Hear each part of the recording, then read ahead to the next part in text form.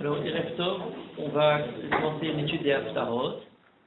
Et d'abord, je tiens à m'excuser d'avoir pas pu présenter la soirée inaugurale la description de ce cours. Et en fait, je vais décrire rapidement maintenant, mais vous aurez l'occasion à chaque différents cours de voir un aspect différent de l'introduction, mais je peux faire un gros cours d'introduction et toutes ces choses-là. Je vais faire quelques aspects et essentiellement arriver à l'étude elle-même des Haftarot du mois de Tishri. Avant de commencer le sujet lui-même, juste une petite, quelque chose de formel. Je vois que certains sont venus avec le Sefer Haftarot et c'est très recommandé. D'abord le texte de l'Haftara, on ne va pas dans aucun de ces shiurim là passer sur la Haftara elle-même du début à la fin à la traduire. Autrement, on passerait le cours uniquement à traduire les Haftarot. Vous êtes invité, soit, puisqu'il sera toutes les 2 semaines, à ce sera soit l'Haftara qui précède, soit l'Haftara de la semaine qui va suivre, à préparer la Haftara ou connaître en tout cas le texte lui-même de la Haftara et le sens littéral de la Haftara avant, ou ensuite, si vous l'avez, suite au cours lui-même, à étudier ensuite la Haftara pour pouvoir repasser sur le côté plus technique de la Haftara. Ce que nous allons essayer de faire ensemble, c'est d'essayer de comprendre des grandes thématiques des Haftarot, ou certains sujets en particulier qui concernent, qui sont évoqués à travers ces Haftarot-là, de manière pas linéaire, mais beaucoup plus composée. Par exemple, aujourd'hui, on ne va pas parler d'une Haftara en particulier, mais de plusieurs Haftarot. Celle de Rosh Hashanah du premier jour, celle de Rosh Hashanah du deuxième jour, celle de un peu peut-être de Yonah de Yom Kippur, et vous êtes invité à revenir ensuite à Rosh Hashanah plus en détail ces Haftarot. Avant de commencer le vif, disons, de nos Haftarot, un mot technique, mais je vais l'approcher de différentes façons. Au niveau historique, la Haftara, par rapport à la fois au niveau de la langue, du mot, c'est assez étonnant d'ailleurs, on connaît plus ou moins le mot Torah, Hora'a, bon, même s'il y a beaucoup de phrases autour de ça, le mot Haftara n'est pas aussi facile que ça. D'où vient le mot Haftara? Qu'est-ce que veut dire le mot Haftara? Il y a différentes propositions qui sont évoquées. Soit, comme on a par exemple à propos de Pesach, El Maftirin, Achara Pesach, Afikoman, c'est ce qui clôt, ce qui conclut, ce qui termine, et donc en fait c'est ce qui vient à la fin, avec lequel on se sépare de la paracha. Certains disent Haftara dans un autre sens, avec David Abuda Abraham, qui est un des fondateurs de la réflexion sur le Sidou, mais entre autres aussi sur les Tfilot, et donc le Shabbat la Kriyat Torah, nous dit Haftara, il a changé comme il y a Peter Rechem. Peter Rechem, c'est l'ouverture de la matrice par la mitzvah de Pidyon à Ben. Il dit Peter Rechem, c'est quoi? C'est le moment où on se peut se remettre à parler. Alors ça c'est très amusant. Pendant tout le temps on a lu la paracha, on ne doit pas parler pendant la paracha, et la Haftara, c'est à ce moment-là où on commence à parler. Il y a des gens qui parlent pendant la Haftarot à son époque. C'est un usage qui a dû se perdre. Troisième position pour la Haftara, c'est celle que j'adopterais beaucoup plus volontiers. Haftara, c'est celle qui est poter otanu mikriyat Torah. Et ça nous ramène à quelque chose d'historique. Puisque une des explications de la Haftara, c'est que c'est une époque dans laquelle on ne pouvait lire la paracha et la Kriyat Torah régulière. On n'arrive pas bien à la situer de manière exacte au niveau historique, mais en tout cas plus ou moins à l'époque grecque. Est-ce que c'est avant Hanouka, à l'époque de Hanouka, ensuite à Hanouka, en tout cas c'est l'époque où l'étude de la Torah est interdite, et les Chachamim instaurent l'Haftara. Et donc, Haftara, c'est ce qui est poter otanu. Ce qui nous donne le fait d'être Yosef Yachova. On accomplit notre devoir de lire la paracha. Même si dans la Haftara, il n'y a pas nécessairement tout ce qui est dans la paracha, puisque tout souvent, vous allez voir, c'est très sur une évocation, un passou qui nous rapproche de la Haftara. Mais c'est aussi intéressant pour une autre raison, c'est que ce n'est pas simplement quelque chose d'historique. Et lorsqu'on le présente de cette manière-là, on peut se dire, alors aujourd'hui où on peut lire la Torah normalement, on a gardé alors les Haftarot. On aurait pu revenir tout simplement à la lecture de la Torah et on élimine toutes les Haftarot. Et là, il y a un point fondamental qui est à évoquer. Et il est ramené à la fois par Rabbi David Abuda Abraham lorsqu'il évoque cet aspect historique, mais il est développé très longuement ensuite chez tous les Chachamim qui ont créé à quelque chose d'autre que simplement le sens littéral du texte, en disant la Haftara est le complément nécessaire de la lecture de la Torah. Même s'il apparaît peut-être à une certaine période historique, c'est pas une faiblesse comment dire, ou une crise de l'histoire qui nous a fait commencer à lire des Haftarot, mais au contraire, c'est le développement de la connaissance de la Torah. Pour quelle raison?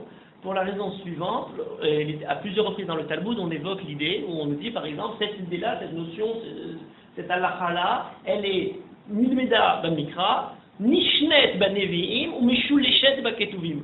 Pour nous dire, cette chose-là a été répétée dans le Navi, a été, comment dire, une troisième fois évoquée dans les Ketuvim, et c'est pour donner quelque chose de très fort. C'est pas seulement très fort pour dire on répète la même chose, mais c'est aussi un deuxième niveau, c'est que d'une certaine manière, le rapport qu'il y a entre la Torah et les Nevi'im d'une manière générale, et c'est un point très très très vaste, le Rav Ben Amozeg a écrit un livre entier là-dessus, le rapport entre la Torah et les Nevi'im, et le rapport qui est entre la Torah chez Dichtav et la Torah chez Be'alpeh. Pour quelle raison? La Torah, c'est facile, c'est les Hamisha chez Torah, c'est la Torah chez Dichtav, là il n'y a pas de problème. Mais la Torah des Nevi'im est une Torah qui a commencé par être d'abord Be'alpeh, où Akadosh Baruch Hu, sur la Torah qu'il a donnée au Sinaï, a rajouté des Nevuot, au fur et à mesure des époques de l'histoire, et ces Nevuot-là ont rajouté, augmenté, expliqué, développé la Torah chez Dichtav. Donc, tout le Navi est comme une Torah chez Be'alpeh, qui ensuite, après avoir été orale, a été mise à l'écrit par les Nevi'im qui ont écrit leur propre Nevuot.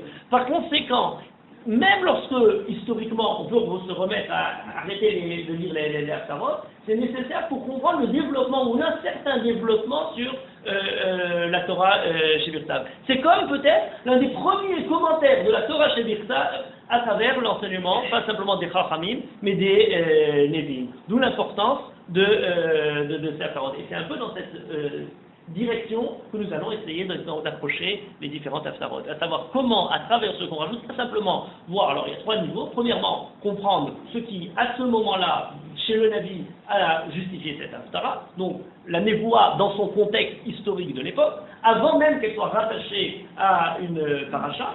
Deuxièmement, comment cette névoie a été choisie par les Chachamim pour développer, pour amplifier un sens ou un thème de la paracha qui est lu de la semaine.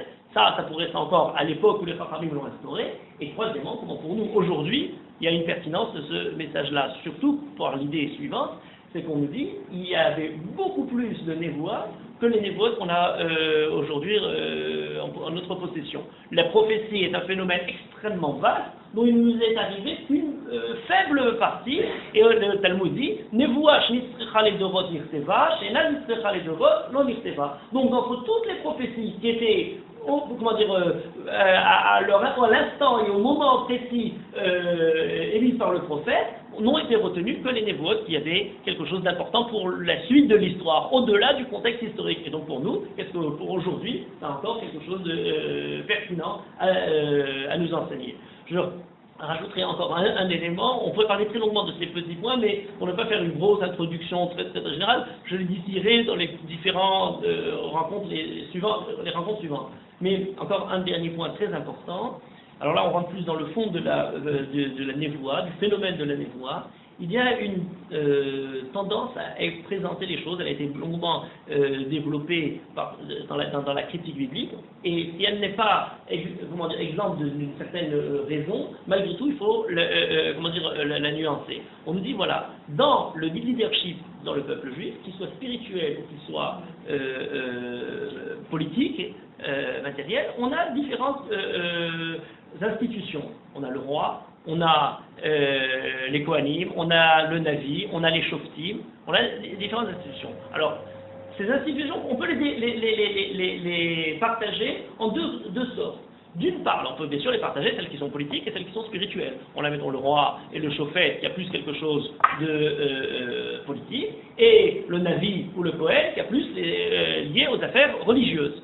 On peut les distinguer d'une autre façon, en disant il y a certaines institutions qui sont des institutions qui sont dans le continu, qui sont d'ailleurs qui se transmettent dans une lignée de père à fils, qui sont comme le roi, une fois qu'on a le Zera David, ça aurait pu être Shaoul, finalement ça a été passé sur David, et maintenant on reste dans la continuité du roi. De la même manière, dans le domaine spirituel, la Keuna est quelque chose qui n'est pas lié à, comment dire, le caractère pur et parfait du Kohen. On sait très bien que même si ça devrait être le cas, à partir d'une certaine époque, la Keuna commence à se perdre au niveau moral. La fin de l'époque des Konas, à propos de Kippour, on a toujours cette histoire où les gens achetaient le titre de Kohen Gadol, étaient prêts à payer tout en sachant qu'ils allaient mourir à la fin de l'année, puisque à Kippour,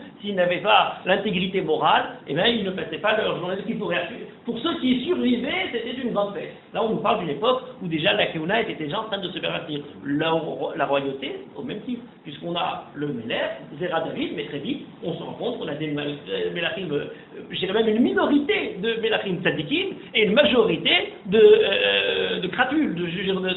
Le mot est encore simple pour parler des horreurs qui auraient pu être, qui ont pu être commises par ces rois-là. Donc, ça c'est une première sorte de dirigeants. Puis on a une deuxième sorte de dirigeants, c'est ceux qui arrivent par leur propre caractère, par leur propre valeur. Alors ça peut être les shoftim, il y a un problème, il y a une crise, il y a tout d'un coup des attaques extérieures, politiques ou autres, et alors, à quel jour on envoie les ennemis, et se lève un chauffette. Ce chauffette n'est pas nécessairement une personnalité de, comment dire, de renommée, comment dire, au-dessus de tout soupçon, pas du tout. Il y a même certains shoftim qui sont, mais qui gagnent malgré tout leur force, toute leur noblesse, pas par la lignée, mais par le fait qu'au moment critique, ce sont ceux qui ont sauvé le peuple juif. Et même des grands shoftim. Prenons l'exemple de Shimshon, qui est, je veux dire, on sait que Shimshon a eu des égarements, je dirais, et les Chachamim ne s'empêchent pas de critiquer toute cette affaire de Shimshon. Mais pourtant, les shoftim sont quand même des personnages extraordinaires pour l'utilité à ce moment-là. Et alors quand on passe aux Névim, c'est le dernier en question, les Névim c'est exactement la même chose. Lorsque la Keuna, la royauté, les shoftim risqueraient de se corrompre, d'être totalement perdus dans une lignée qui, le fait justement avoir éliminé le fait d'avoir une ascendance était quelque chose de très bon. Hein. On est en époque, je veux dire, qui avons éliminé l'ancien régime où on ne veut plus justement de privilèges dus à la naissance. Très bien. Et qui est celui qui vient pour justement rappeler la voix vivante, tonnante de la Kadosh Baruch Hu? C'est le Navi, qui à un moment précis se lève. Donc on aurait le Shofet et le Navi dans le politique et dans le spirituel, qui sont des personnages qui s'élèvent d'ailleurs aussi parfois, pour parler des Névi'im, de façon très très surprenante. Je vous en donne un par exemple, Yirmiyahu, on va en parler maintenant. C'est un prophète qui, apparaît, avant d'arriver à Yirmiyahu, on a aussi dans les Névi'im deux sortes de prophètes. Certains qui sont d'une certaine manière liés à la cour, liés au pouvoir, soit de manière familiale, soit parce qu'ils naissent malgré tout dans à proximité du roi. Un exemple fabuleux de ce choix, c'est Yeshayahu. Et on a des Névi'im qui sont exactement l'inverse, qui sont les parias. Il y a le très beau livre d'André Neher sur Jérémie, commence justement par mettre le point sur cet aspect de Yirmiyahu qui vient des Kohanim Asher Ba'anatot.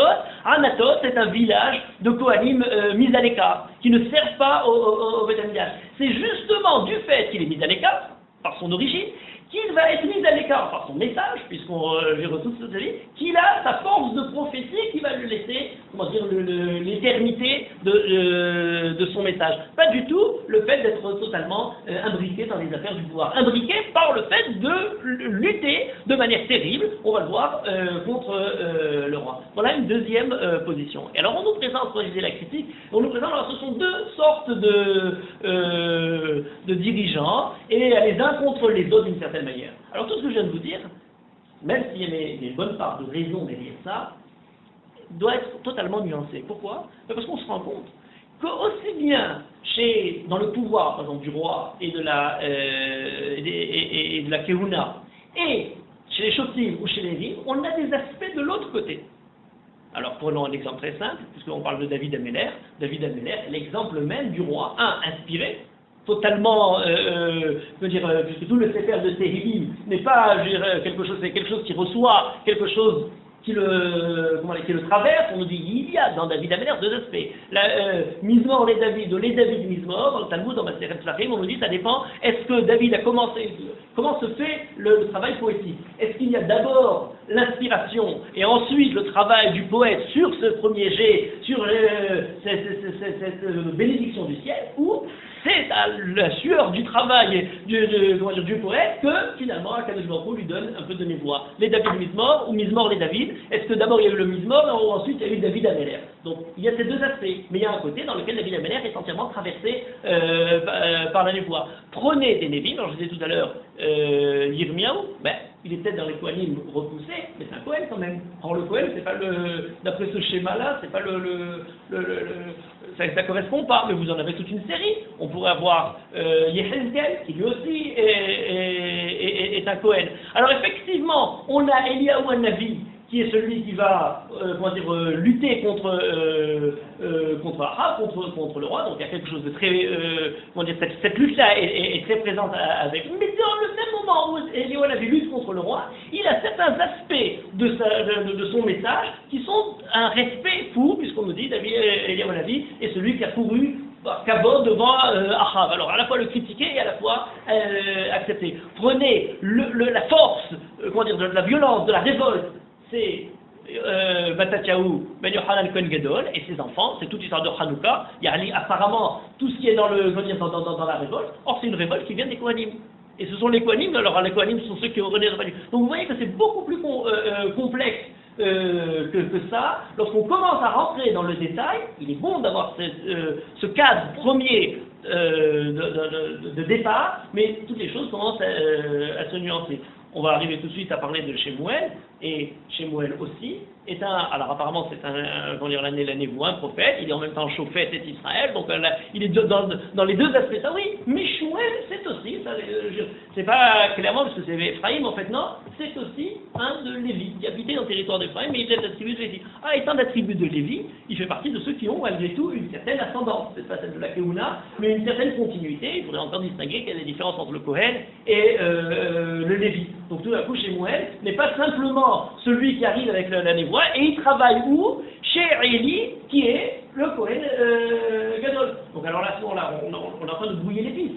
C'est le Navi, le Shofet, mais qui se trouve intrinsèquement, qui grandit dans l'institution par excellence, c'est le Mishkan et c'est le Kohen Gadol. Voilà la nécessité de rendre plus complexe, disons, cette première vision des choses. Pour nous, ce qui est très intéressant, c'est de dire, mais oui, si la névoie, dans le cadre de ce que j'ai expliqué précédemment, ne fait qu'amplifier le message de la Torah, eh bien, nécessairement, elle a ces deux aspects à travers elle, à savoir une fidélité fondamentale à la Torah, une continuité totale de ce que dit dans le message de la Torah. On nous dit un avis ne peut pas être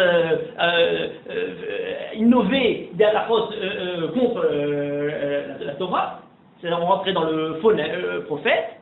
Mais en même temps, le Navi est là pour donner quelque chose de nouveau par rapport le message premier ne suffit pas. Il fallait quelqu'un pour le réaffirmer, lui donner une autre direction. Voilà à peu près la ligne de pensée qu'on va conduire lorsqu'on étudie les différentes Haftarot. Alors on passe au Haftarot de Rosh Hashanah. Et là, on est dans un problème assez important, à la fois pour les Haftarot, et je dirais même pour commencer, puisque l'origine des Haftarot nous est donnée dans Maseret Megillah, la Flammède Aleph, où le Talmud nous donne les Haftarot qu'on lit dans des moments particuliers. Et notamment, la Gemara nous dit, à Rosh Hashanah, on lit Vachem Pakad et Sarah. C'est la lecture de Rosh Hashanah du premier jour de Rosh Hashanah, le deuxième jour étant la Akedat Yisra. Et on nous dit pourquoi on lit cette paracha de Hashem Pakad et Sarah, et on dit Hashem Pakad et Sarah, et deuxièmement, Umaftirim Bechana. Chana, c'est quoi? La Haftara du premier jour de Rosh Hashanah, c'est du début de Sefer Shemuel jusqu'à Chana qui n'a pas d'enfant, Pénina, Hana qui fait une première prière, qui est prise pour une femme saoule, parce que dans sa ferveur de prière, qui reçoit la beracha de Eli, qui revient et 2 ans après amène chez Mouel et fait cette prière Vatit Palel Chana qu'on dit tous les matins dans la tefila. La Ftara commence du début de chez Mouel jusqu'à Vatit Palel Chana, compris Vatit Palel Chana. 2 tefilot de Chana. La tefila qui précède la Pétida, le moment où elle a les enfants, et où elle a chez Mouel, et la tefila du résultat, c'est Vatit Palel Chana qu'on connaît très bien. Donc on a ces 2. Pour quelle raison on lit ces Haftarot à Rosh Hashanah, cette Kriya et cette Haftara pour le premier jour de Rosh Hashanah, on dit parce qu'Akadosh Baruch Hu a été poqué Sarah, Rachel et Hana à Rosh Hashanah. On va dire intéressant, mais pas suffisant. Pourquoi ce n'est pas suffisant? Parce qu'on se dit d'accord, Rosh Hashanah, le premier jour de l'année, tout ce qu'il y a de plus grandiose, de Shofarot qui nous rappelle toute l'histoire du monde.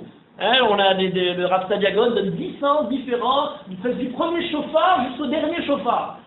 Avant même de la création du monde jusqu'au Mashiach, en passant à Ketetzrak, etc. On a relégué à Ketetzrak au 2e jour de Rosh Hashanah. On s'attendrait volontiers à avoir au moins la Hakeda pour le premier jour. Soit je rajouterai, n'oublions pas que dans cette première paracha de Vachem Pakad et Sarah, on lit le premier jour de Rosh Hashanah, donc avant même rentrer dans la Sarah. De quoi est faite cette paracha? 3 psukim sur la naissance, Shem Pakat et Sarah est enceinte, elle a Yitzhak, Gimel Yitzhak, 3-4 psukim du début. Et ensuite, l'essentiel de la lecture du premier jour, et ça se pose la question, on est le premier jour à lire quoi? La paracha de Ishmaël. Bon, d'accord, on s'en serait peut-être bien passé, on l'a suffisamment. On n'a pas. Le jour de Rosh Hashanah, on arrive, on a les 3 psukim qui justifient la naissance de Yitzhak, très bien. Et on a dit Ishmaël, enfin la suite de la paracha. C'est Ishmaël, Akadosh Baruch Hu dit à Abraham de renvoyer Ishmaël, d'écouter Sarah, etc. Mais ça fait l'histoire de Hagar avec Ishmaël dans le désert, la bracha de Ishmaël, le jour de Rosh Hashanah quand même. En plus, on dit le 2e jour, c'est pour les nations. On nous aurait mis la Kedah le premier jour, même si c'est pas dans le sens des airs, on nous aurait laissé Ishmaël pour le 2e jour. Et la fin de l'histoire d'Avimelech, qui n'est pas tellement agréable, c'est l'accord Abraham-Avimelech. Alors certains disent, oui, Rashbam, c'est l'introduction à la Hakeda. Parce que l'une des choses, à quelle fois dit je te donne ce pays à ta descendance, et tu fais un accord pour te déposséder de la Yerusha, et de ton fils. Bon, d'accord, on peut avoir cette explication-là, mais ça ne nous justifie quand même pas le jour de Rosh Hashanah, surtout au passage, qu'il y a un passouk très intéressant, c'est celui de Rachel. Le passouk de Rachel, va Yistor Hashem et Rachel, va Ishma Elea, va Yispar et Rahma. Il y a dans ce passouk-là un mot fondamental qui est le mot Vayizkor, pas Hashem Fakad, Niskedot à Imot. Alors on dit, Rachel aussi a été Niskedet à Rosh Hashanah, mais on a un passouk qui est Vayizkor et Rachel, et ce passouk Vayizkor est un des psukim qu'on utilise lorsqu'on parle des Zichronot. C'est-à-dire qu'il y a quelque chose de beaucoup plus riche, je dirais a priori, que celui de Sarah, d'autant plus que vous allez voir tout à l'heure, la Haftara du 2e jour de Rosh Hashanah va nous rappeler Rachel. Puisqu'on parle de Kol Baramanishma, Rachel Mevakal Banea. C'est le 2e jour, c'est pas de Yirmiyahu. Alors pourquoi on a placé, voilà une question, première fondamentale, et je dirais pour commencer je ne suis pas encore dans la Haftara, parce que c'est juste le début pour rentrer dans l'expression de la Haftara. Une première remarque qui me semble importante. Elle est un peu influencée par le Midrash, et je dirais presque criante d'après le texte lui-même. Le Midrash nous dit, à propos de Yom Kippur, où on a le Avodat Hashem avec les Shnei Aseririm, Serichad Hashem et Serichad la Azazel, qui doivent être, d'après la Halacha, exactement identiques l'un à l'autre. Et au-delà de simplement la Avoda qui est envoyée dans le désert et l'autre qui est sur le Mizbeach, enfin dans le Beth Amikdash, le Korban, la Shana Azazel, on nous dit dans le Midrash, c'est pour évoquer, alors lorsqu'on nous parle d'un Sarir, lorsqu'on essaie de rappeler dans les couples ou dans les jumeaux qui existent dans la Torah, celui qui est Sarir, on nous dit que c'est Yaakov et Esav. Ça c'est une explication, je dirais classique, en tout cas, de Chazal. On nous dit dans le Midrash, les 2 Séririm, celui qui est Lachem et celui qui est Azazel, c'est comme Yaakov et Esav, 2 jumeaux qui sembleraient identiques, et l'un est la Azazel, et l'autre le Saïr, qui est Ish Saïr, etc. Et Yaakov, je ne rentre pas dans tous les détails de cette étude, qui est très intéressante en tant que telle, mais qui pour moi est l'intuition de chercher à rattacher les Séirim de l'Hachem et la Azazel, pas simplement avec leur sens en tant que korbanot, tout ce qu'on peut rajouter comme explication très importante sur le passage lui-même, mais à essayer de voir dans la Avoda même une sorte de figuration des personnes ou des rapports humains qui sont évoqués dans le livre de Bereshit. On sait que d'une certaine manière, et ça il y a une lecture très longue des Chachamim qui nous disent que le Sefer HaYashar, tout ce qui se passe dans le Sefer Bereshit, trouve après c'est retombé sous forme de halakha, sous forme de commandement dans les autres livres. Une des lectures du Sefer Devarim, entre parenthèses, c'est un livre qui est entièrement répétition de ce qui s'est passé dans le livre de Bereshit avec d'autres lois. Bien entendu, quand on a vu l'idée de quelqu'un qui a deux femmes, qui nous avait un fils aîné qui doit pas être Mevaker, Aouba, elle fait les Ben Assénois, un qui va naître Ben Sorer ou mourir, on a des résonances de personnages qu'on connaît dans le livre de Bereshit, de Alérité Mina Mina Doma Domazé, à Achataouva, Achat Senoa, Vayav Gam et Rachel Miléa, d'un enfant. Et ça, c'est une longue étude, je parle comme méthode, démarche de travail qui est très intéressante. Là, on nous dit, lorsque vous lisez le livre de Vayikra avec le Seir Hashem et le Seir Azazel, vous ouvrez le livre de Bereshit et vous voyez, là, Yaakov et Esav. Alors, pourquoi ne pas ouvrir un peu plus tôt? Ça, c'est ce que je propose d'après le Pshat. Eh bien, si on ouvre les deux trios de Rosh Hashanah, de manière très intéressante, elles sont quasiment parallèles. Celle de la Raketat Yisra et celle de Ishmaël dans le désert. Et c'est valable à différents points, j'en ai noté quelques-uns. D'abord, tout simplement, les deux affaires sont des histoires qui se déroulent entre Abraham et son fils. Et c'est un Isaïon qui est posé à Abraham vis-à-vis de son fils. L'un c'est Yitzhak et l'autre c'est Ishmaël. Mais les deux se déroulent aussi presque de la même manière. Akadosh Baruch Hu parle avec Abraham dans la nuit, et le lendemain matin, première chose à faire, Vayashkem Abraham Baboker, Vayachavosh et Tramoro. La première chose, alors là c'est pas Vayachavosh et Tramoro, Vayashkem, le mot même est évoqué de la même manière. Akadosh Baruch Hu dit à Abraham de suivre ce que dit Sarah, et le lendemain matin, Vayashkem Abraham Baboker. Et suite à ce départ, alors dans l'un c'est Abraham qui sort avec Yitzhak en tout cas pas, dans l'autre cas c'est Ishmaël qui est renvoyé. Il ne part pas avec son père, il part avec sa mère, mais en tout cas il est renvoyé. Suite à cet élément-là, les deux ne voient pas quelque chose, d'aussi bien Yitzhak que Abraham et Ishmaël arrivent à un endroit où on dit Vaïssa et Taïnav, il n'avait pas vu Ayahar Nechaz Vatseva. De la même manière, à propos d'Ishmaël, elle ne voit pas qu'il y avait le puits. Dans les deux cas, il y a un ange qui intervient pour arrêter, l'enfant va mourir, et sur le point de mourir, c'est même histoire. Et dans les deux cas, cet enfant qui va mourir est ramené à la vie ou est sauvé grâce à l'intervention d'un ange qui l'arrête. Là, c'est pour Yitzhak et pour Ishmaël, il lui dit, voilà. Et suite à cette histoire, il reçoit une bracha, et presque la même bracha, la bracha de génération de descendance, c'était qu'il est gadol asimenu, l'arbar bezaracha. Dans l'un comme dans l'autre. Et fin de l'histoire se termine aussi presque dans le même genre de choses, puisque dans l'un on dit Vayeshev Bemidbar Paran et Vayeshev Abraham Biver Sheva. Comme si ces deux affaires sont deux affaires presque parallèles. Là, je vous donne rapidement, vous les relirez, vous verrez dans cette optique le nombre de parallèles qui existent entre l'un et l'autre. Eh bien, l'idée serait la suivante. C'est pas tellement la p'tida de Yitzhak qui est importante, on va y revenir tout à l'heure, mais déjà dans la présentation de deux histoires parallèles auxquelles nous sommes confrontés le jour de Rosh Hashanah. On nous dit pourquoi il y a deux séries. Il y a une série Chad Hashem et série Chad Azazel. D'ailleurs, entre parenthèses, pour les deux séries Chad Hashem et Chad Azazel, j'ai oublié l'essentiel, c'est que pour Yitzhak, eh bien, on l'amène sur le Mizbeach, dans le Beth Amikdash, dans l'endroit de la Moria, alors que pour Ishmaël, il est renvoyé à Midbar Paran, enfin il est là-bas, il meurt dans le miracle. Comme on a renvoyé le Saïr, l'Eretz Gezerel à Midbar, Ishiti à Midbara. Donc c'est même beaucoup plus criant que l'affaire de Yaakov et de Esav, le parallèle entre Ishmaël et Esav, le Seir Hashem et le Seir la Azazel. Alors qu'est-ce qui est derrière tout ça? Premier point fondamental. Pourquoi est-ce qu'on nous parle des Imaot chez Nifkedou? C'est pas simplement pour tenir le registre des différentes généalogies du Ham Israël, quand est-ce que chacun est né, etc. Bien entendu, il y a quelque chose de très intéressant derrière tout ça. Le jour de Rosh Hashanah, on va dans 10 jours après amener les deux séirim qui sont de manière collective pour le Ham Israël un rappel, je dirais, du partage dans lequel chacun est lui-même confronté. Est-ce qu'il va être le Seir Lachem ou est-ce qu'il va être le Seir Azazel? Ils sont identiques. Il n'y a pas de différence entre l'un. Qui choisit le Seir Lachem? Alors c'est fait de manière par hasard. On dit que c'est pas un hasard, c'est Akadosh Baruch Hu qui est Mechaven. Oui, mais avant qu'Akadosh Baruch Hu soit Mechaven de cette manière-là, est-ce qu'on n'est pas nous-mêmes présentés, on ne se présente pas devant nous le jour de Rosh Hashanah, voilà les deux voies qui vous attendent. Voilà les deux options de votre vie qui sont présentes. L'une qui est celle de Ishmaël, l'autre celle de Yitzhak, le Seir Azazel ou le Seir Lachem. À vous de choisir.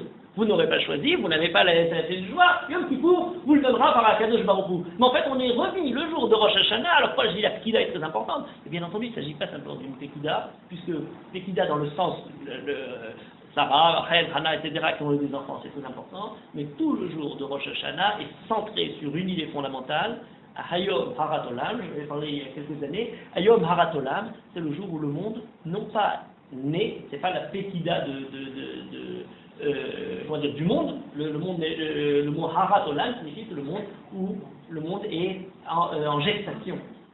Et se remet dans une situation de gestation, c'est se remettre dans une situation où on attend l'enfant qui va naître, et est-ce que cet enfant qui va naître va nous diriger vers Ishmaël ou vers Yitzhak, va nous diriger vers Seir Lachem ou vers Seir Azazel? C'est une question autrement plus importante que simplement l'histoire. Bien entendu, toutes ces idées-là prennent corps dans la Torah à travers les Avot, à travers cet enseignement. Mais voilà déjà, avant même de toucher la Haftara, le premier, la première grille de lecture de ces deux Kriyot Torah, et donc, quand on va approcher la Haftara, c'est la Haftara vient rajouter là-dessus. Maintenant, on nous dit, c'est chez Moël, d'un côté, ça va être l'histoire de Yirmiam, je vais développer ça dans un instant, ce qu'on lit le deuxième jour. Qu'est-ce qui est le rapport de l'une vis-à-vis de l'autre? Alors,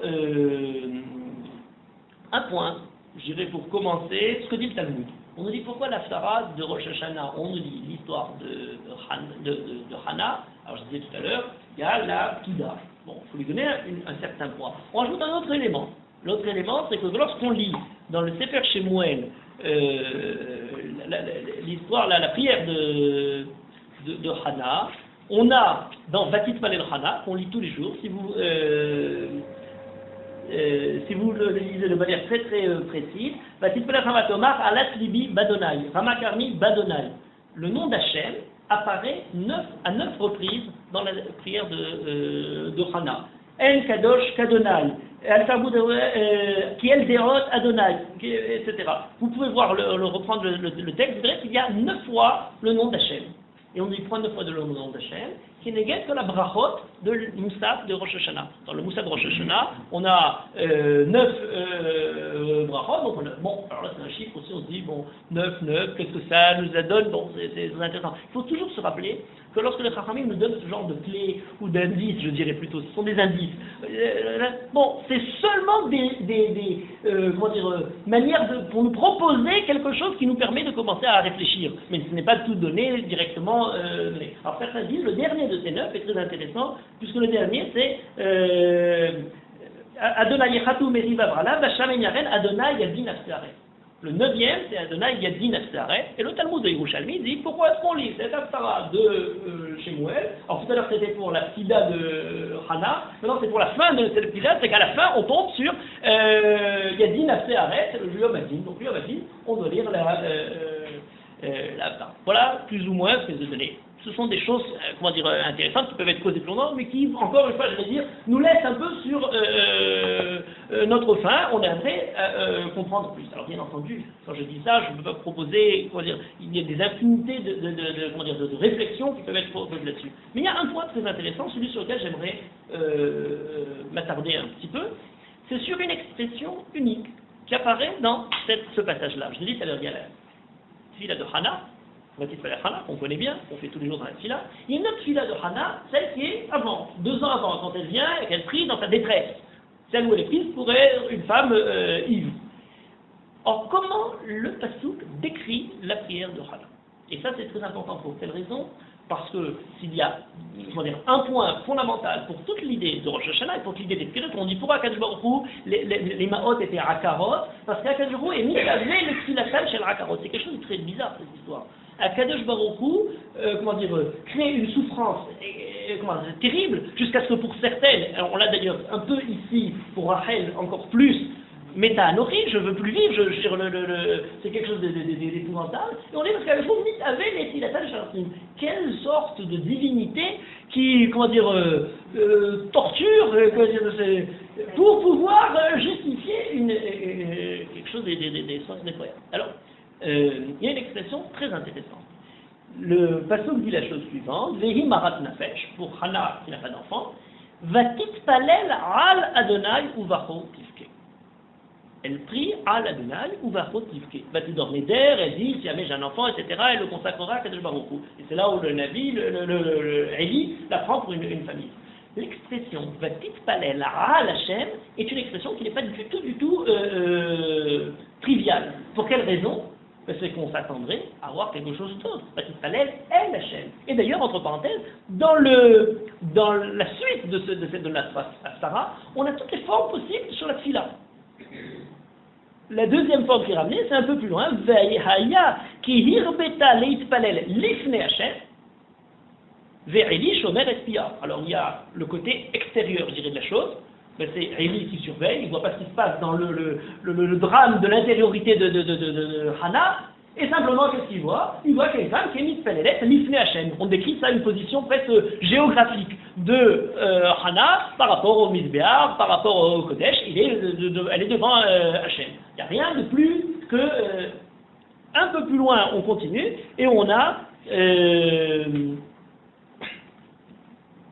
lorsqu'elle vient 2 ans plus tard amener chez Mouel, elle rappelle à Eli, c'est moi la femme qui était là il y a 2 ans, Ani Aisha Nisevet Imechem Bazé, Lehit Palel El Hashem. Alors la troisième forme, celle qu'on attendrait.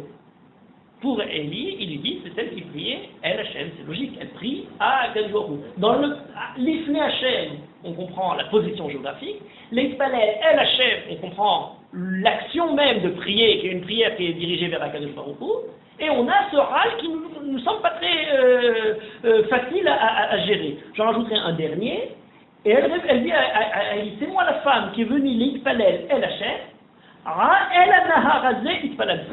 El Anaharazé Itpalati. Alors là c'est très intéressant parce que dans la grammaire, on a un glissement. Est-ce que l'Itpalel El, c'est prier sur quelqu'un ou c'est prier à quelqu'un? On dirait c'est prier à Akadosh Baruch Hu. C'est celui qui reçoit la prière. Mais lorsqu'elle dit El Anaharazé Itpalalti, Itpalela El Anahar, donc El Anahar c'est le sujet, c'est sur le Nahar qu'elle a été mitpalelette. Ce qui peut nous permettre de penser que lorsqu'elle dit Aïcha Badel Itpalel El Hashem, veut dire elle prie à Akadosh Baruch Hu, mais peut aussi s'entendre sur le sujet d'Akadosh Baruch Hu, comme pour le Nahar, c'était le sujet, c'est pas celui qui reçoit la prière. Et alors ce elle, dans ce côté ambigu, pourrait nous rapprocher du Leitpalel Al Hashem. Al, c'est sur ce sujet. Mais qu'est-ce que ça veut dire prier Al Hashem? Alors, voilà la manière de poser le problème. Alors, pour répondre à ce problème, je vais voir tous les passages où le mot Leitpalel est apporté, est évoqué dans la Torah. C'est très intéressant. C'est très intéressant parce que c'est extrêmement éclairant pour comprendre ce qu'on fait dans la Tefila. J'allais dire, il y a les Noraïm qui sont centrés sur la Tefila, j'irais presque trouve leur clé dans cette, dans cette notion de Tefila. Alors je vais donner le premier, rapidement, vous passez en tête depuis le début de Bereshit, où est-ce que la première fois quelqu'un prie, alors il y a beaucoup de mots pour parler de la Tefila. Je voudrais parler du mot Leitpalel. Hein. On pourrait parler aussi consacrer le temps à étudier les nuances de l'un et de l'autre. Mais Leitpalel, à quel moment on a la première fois que ce mot apparaît? Et là, c'est quelque chose de très intéressant. Absolument. Alors, mais pourquoi j'évoque? Voilà, la première fois, c'est dans Bereshit Perek 4, parce que vous allez. Et là, il y a quelque chose de très intéressant. La première prière appelée Tefila, qui apparaît dans le livre de Bereshit, elle dit la chose suivante. Hashem Eshet Aishkinadeu, Veitpalel Ba'adra Verhi. Il priera pour toi, en ta faveur. Alors je vous donne la thèse, et ensuite vous allez voir la confirmation par l'ensemble des dossiers. Il n'y a pas une tefila dans toute la Torah qui est une tefila que la personne prie pour lui-même. Toutes les tfilotes sont des tefilotes qu'on prie pour quelqu'un d'autre. Le mot leitpalel n'est utilisé dans la Torah uniquement pour parler de quelqu'un qui prie en faveur de quelqu'un d'autre. Jamais pour ses propres problèmes. Alors on dirait qu'il y a d'autres manières de présenter le fait de prier pour ses problèmes. Les gens aussi ont des problèmes. Mais lorsqu'on voudrait parler de la façon fondamentale de faire une prière, c'est pas pour soi. Et ça se comprend très simplement. On ne prie pas dans un sentiment égoïste, mais dans un sentiment altruiste. Complètement l'inverse de l'idée du besoin qui crée la prière. Il y a aussi ce besoin, il y a des mots pour ça. Mais le fait de faire une tefila, c'est faire une tefila pour quelqu'un d'autre. Alors je vous donne les exemples. Le premier, c'est celui-là. Tous, sans aucune exception dans la Torah. Le suivant qui apparaît, alors il est même bien plus loin. C'est très étonnant, si on commence à chercher les mots, on se rend compte qu'il n'y en a pas beaucoup finalement des téphilotes, appelés téphilas, même s'il y en a plein, Vaïchal, etc., il y a toute une série de mots. Mais en tant que téphilas, le prochain, c'est dans Bamidbar Yudalef, où vous avez le Moshe Rabbeinu qui prie, après l'affaire de Tavaïra, et on nous dit la chose suivante.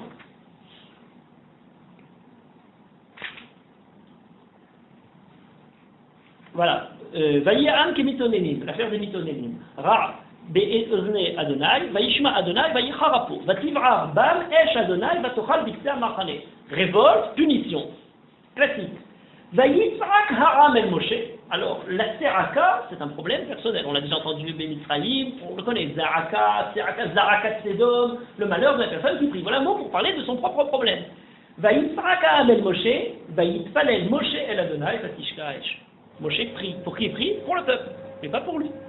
Le peuple est en train de mourir, Moshe prie pour le peuple. Deuxièmement, on continue un peu plus loin, on a autre crise, l'affaire des Nechashim et Séraphim. Perek Afalef Pasuk Zayin, on a exactement le même problème. Il y a les serpents qui viennent, qui tuent tout le monde.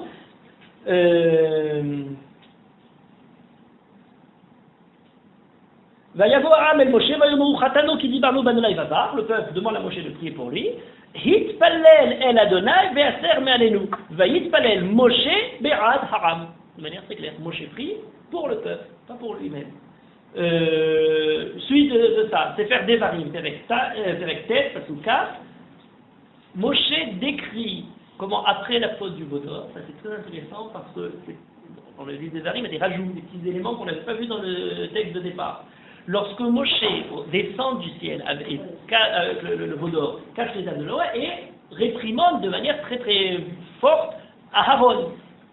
Mais on nous dit quelque chose de supplémentaire, c'est ce que Moshe dit, va être palel gam be'ada Aaron. Il ne prie pas simplement pour qu'Akadosh Baruch Hu pardonne au peuple la faute du Vaudor, mais aussi pour qu'il pardonne à Aaron qui a fait. Encore une fois, va être palel est employé et il parle de Aaron.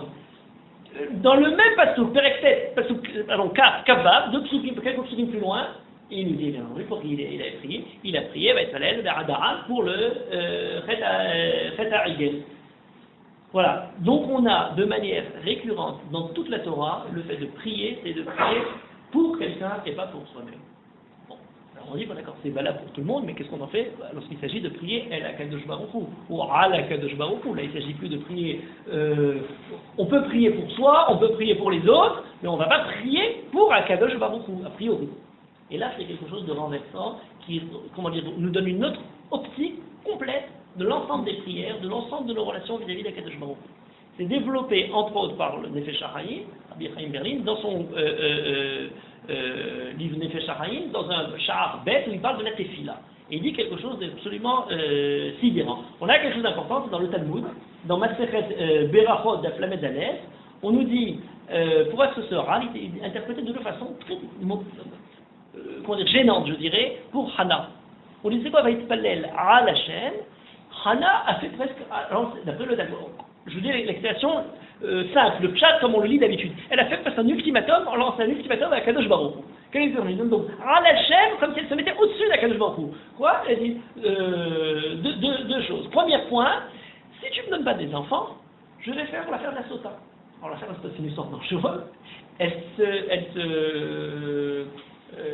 s'isole avec quelqu'un, elle est restée pure, ce mari la soupçonne, on la met au Beth Amikdash, mais vu qu'elle n'a rien fait, non seulement elle n'est pas pudique, mais on nous dit que ça, à quel coup, l'assure d'être ennemi. Il y aurait une manière de manipuler le Très-Haut, quelque chose d'incroyable. À Kadosh Baruch Hu, on peut, c'est qu'on comprendrait dans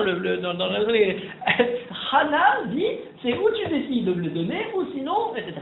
Et deuxième, la Gemara rajoute une deuxième manière de présenter la chose, c'est notamment avec d'Asota, c'est presque une accusation théologique qu'on a retrouvée un peu chez Rachel, d'une certaine manière, puisqu'il dit Tachat Elohim ani asher mananimer peribatel. C'est Yaakov qui se défend. Elle a dit j'aurais vécu. Elle dit mais si jamais tu ne voulais pas me donner d'enfants, pourquoi tu m'as fait femme avec la possibilité d'avoir des enfants? Pourquoi avoir une matrice si elle n'est pas pour être quelque chose de violent, de très dur dans ce qu'elle peut soulever comme histoire? On reste un peu gêné parce que Hana, qui pour nous, ça ne correspond pas tellement avec le personnage. Et là, la réponse, ou en tout cas la manière de présenter de Chaim de Volojine dans son Nefesh HaChaim, dit quelque chose d'incroyable. Je vous lis quelques lignes. Veu shedarshu pazal bechana, vei marat nefesh ve'valel al Hashem. Donc il parle de ce pasuk-là, il parle Chazal, c'est dans Maseret Berachot, sheheticha devarim klapei ma'ala. Le Gemara ne nous dit pas exactement le détail, ce que je donnais, c'est l'explication où on explique quelles sont les sortes de Devarim. Etiha Devarim klapei ma'ala. Cette phrase-là semblait porter accusation. Etiha Devarim, c'est un mot violent. Alors là, il renverse totalement la lecture. Rosé Lomar. Hagan shei atzma haïta marat nefesh, in kol ze, ishlichat sa'ara min neged, velo ichpat la leitpalel al zekelal. Donc c'est pas du tout quelque chose qui prie pour son problème à elle. Elle ne prie pas pour sa souffrance, elle prie pour la souffrance d'Akadosh Baruch Hu, avoir la souffrance que les hommes peuvent avoir. C'est quelque chose d'incroyable. Vetitpalel al Hashem. Alors il ramène un machin extraordinaire, il dit She'etichat dever tefilata lefanav yitbarach shemo ala tsa'ar shel ma'ala ana'asa mechamat she'i shevuya ata b'tsa'ar. Moi j'aurais supporté tout seul, mais de savoir qu'Akadosh Baruch Hu souffre quand ces créatures souffrent, quand ces justes sont en train de souffrir, c'est quelque chose que doit Akadosh Baruch Hu. Arrête ça, pas pour moi, mais pour toi. Et il ramène un midrash. ולכן אמרו, שגם משה יצא דברים כלפי מעלה, אל תקרא אל השם אלא על השם. Donc ce על השם, c'est intéressant. Finalement, non seulement c'est le plus important, mais on a vu tout à l'heure, on disait elle, on comprend pas pourquoi ce al. Les Chachamim vont plus loin et nous disent non seulement il faut le dire al, mais même quand c'est écrit Veitpalel El Hashem pour Moshe, c'est pas El Hashem, c'est Al Hashem. El Hashem semblerait à quelque chose sur nos problèmes. Non, c'était al tikre El Hashem, comprend que lorsqu'on prie à Akadosh Baruch Hu, c'est toujours pour Akadosh Baruch Hu et pas pour nous. La souffrance d'Akadosh Baruch Hu dans le monde nous est, bien entendu, plus difficile à supporter que la souffrance personnelle. C'est quelque chose d'incroyable. Et alors, il ramène l'histoire, voilà.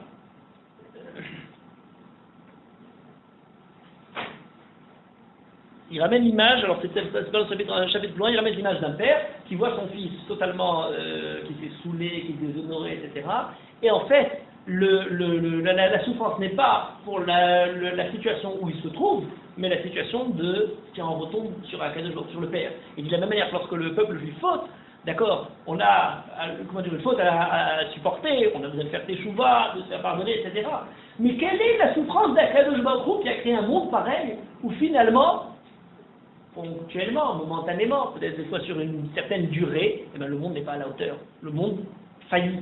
Le monde qui n'était pas voué pour fauter, et bien finalement a fauté. C'est ça le but de la prière. Et donc, d'après Rabbi Nefesh HaChaim, voilà comment comprendre ce Vetpalel al Hashem.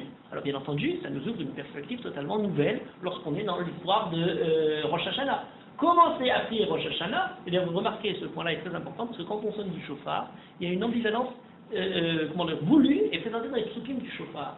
Est-ce que dans le shofar, c'est un rappel pour nous du chauffard ou de la voix qui tonne d'Akadosh Baruch Hu, au Sinaï, etc., à différents moments, du chauffard à Gadol de la Géoula, on a tout un tas de chauffards et on doit se réveiller. C'est un chauffard qui est fait pour nous réveiller. Ou est-ce que c'est le chauffard du cri que nous poussons pour qu'Akadosh Baruch Hu nous exauce? Les deux sont entretenus. Est-ce qu'on est dans un sens ou dans l'autre? Les deux sont imbriqués l'un dans l'autre. Quoi de plus important pour transmettre cette idée que toute l'affaire de Hana? L'affaire de Hana est le premier moment, et là je vous ai donné tous les passages où il y avait Ispaël. Après il y en a d'autres qui viennent ensuite. Mais en tout cas, depuis le début de la Torah, de Bereshit jusqu'à Hana, on a vu tous les passages. Tous dans la Torah sont pour quelqu'un d'autre, et la première fois où on a, de manière éclatante, la démonstration de ce que veut dire Ispaël, c'est avec cette histoire de Hana. Mais ça ne suffit pas. On pourrait, déjà avancer à un certain niveau dans la compréhension de cette Haftarah, mais on n'arrive pas encore, au résultat. Pourquoi? Parce qu'il faut reprendre la composante plus maintenant simplement de cette Haftarah, mais deux Haftarot, celle de Hana et celle de deuxième jour de Rosh Hashanah. Le deuxième jour de Rosh Hashanah, cette fois, on est avec, alors on a dit la Akedat Yitzhak pour la Kriyat Torah, mais pour la Haftarah, on a quelque chose d'autre. Ce qu'on a pour la Haftarah, c'est un passage, qui est très intéressant, mais pour beaucoup de raisons. C'est dans Yirmia Perek Lamed Aleph.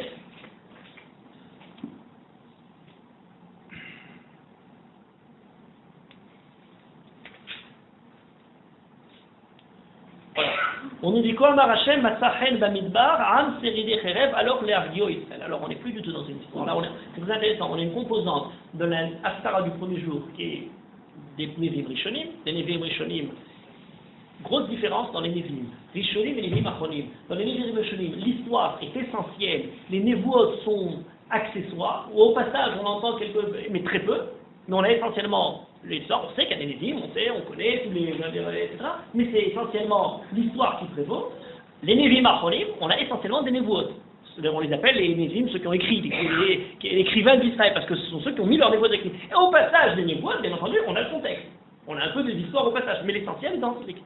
Donc là, on a une névoie qui semble être totalement de névoie des Nevim Achronim, qui n'a pas lié à un contexte, mais malgré tout, on peut la lire.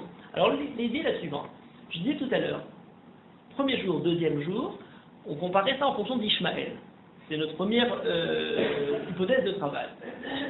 Et si on la compare par rapport à Yitzhak, le début de notre Haftarah, la justification d'Hachem Pakad et Sarah, la naissance de Yitzhak. Alors là, il y a quelque chose de très intéressant. Le premier jour, c'est Yitzhak qui est donné, le deuxième jour, c'est Yitzhak qui est repris, ou qui va faillir être repris. C'est deux Haftarot complémentaires, mais dans le côté difficile de cet aspect complémentaire. C'est pas simplement Hachem Pakad et Sarah, c'est lorsqu'on a failli. L'histoire aurait pu se dérouler entre le premier jour et le deuxième jour de Rosh Hashanah, entre ces 4 heures, et puis on était fini, on était revenu au point de départ. C'est ce qu'Abraham pense en allant à la Hakeda. Mais c'est valable sur un autre point. Lorsqu'on passe à la Stara, c'est aussi valable au niveau collectif.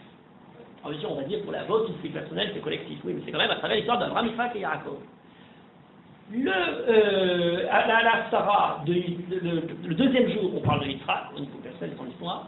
Lorsqu'on parle de Yirmiyahu, le Perek Lamed Aleph, et ça c'est la règle de ce Perek-là, de cette Stara du deuxième jour, c'est pas une personne qui va être reprise et que au dernier moment est sauvée, c'est l'ensemble du Ram Israël qui risque d'être perdu dans la galoute et qui au dernier moment a quelque chose récupéré.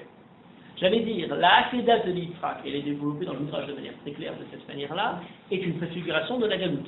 Abraham dit à Akadosh Baruch Hu, pourquoi cette souffrance, pourquoi Yitzhak? Je lui dis, pas de problème, tu veux, on élimine la Hakeda de Yitzhak, tu seras comme tous les bienheureux de la terre, tu ne connaîtras pas l'exil, tu ne connaîtras pas toutes les souffrances, tu ne connaîtras pas l'histoire, et tu ne seras pas par le même le Ham Israël.